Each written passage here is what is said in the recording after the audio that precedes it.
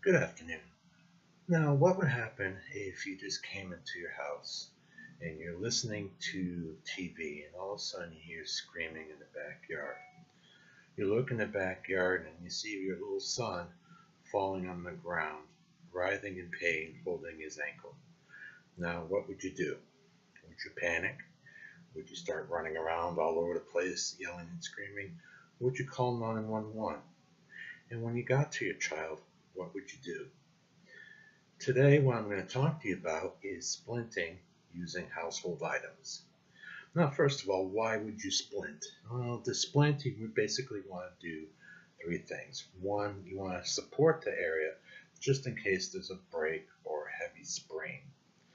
The second reason why you want to support that area is to help reduce the amount of pain that a person could have.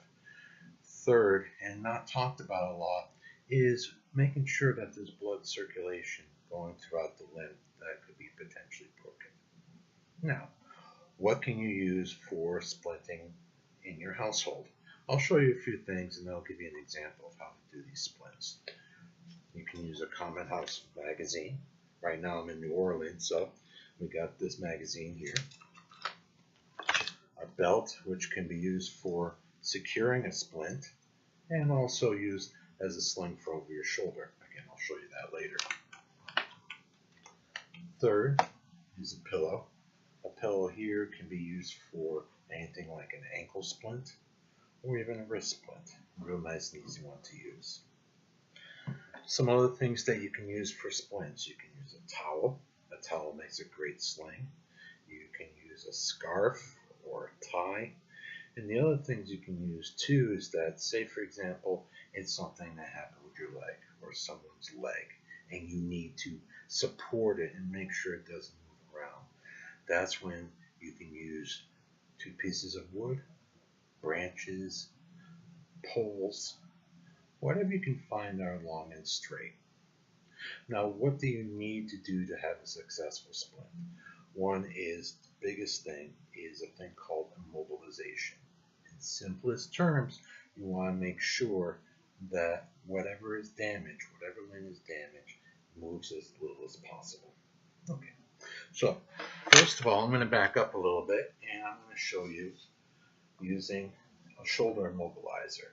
Now, what a shoulder immobilizer does is it stops the shoulder from moving around, just in case it's dislocated or if there's a break between the shoulder or the clavicle or even your upper forearm.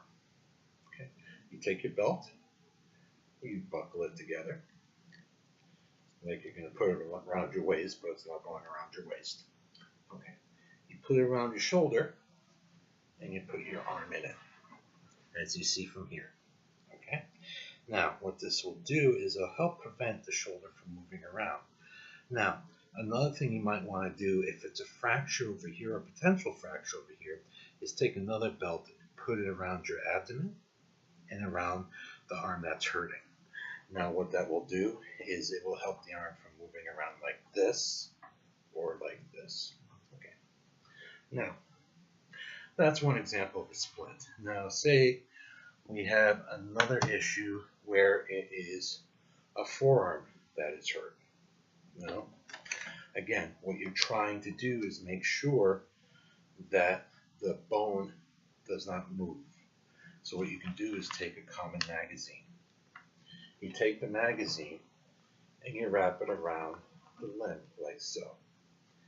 And then what you do is you can take two belts, tape, whatever you can find, and then you just hold it like that, and what that will do is it'll prevent the arm from moving. The other thing I would recommend is putting the sling on like the belt I used previously. That's another example. Now, a third example we have is a pillow. Now, how can you use a pillow as a splint?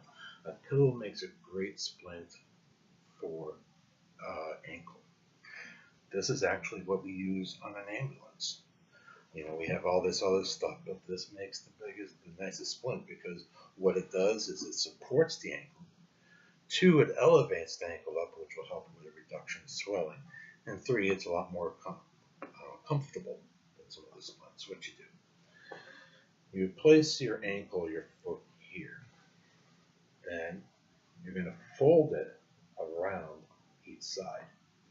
then again, tape, ties, belt, completely wrap it around this. So I'm talking about my son earlier today. If something happened like that and I needed to take care of him quickly, this would probably be the splint I would go with. Now, you can always ask about where can I get more information on splints like this. There's two great websites. One talking is called familyeducation.com. If you look up splints on that, it'll talk about how to put on splints with little kids and stuff like that.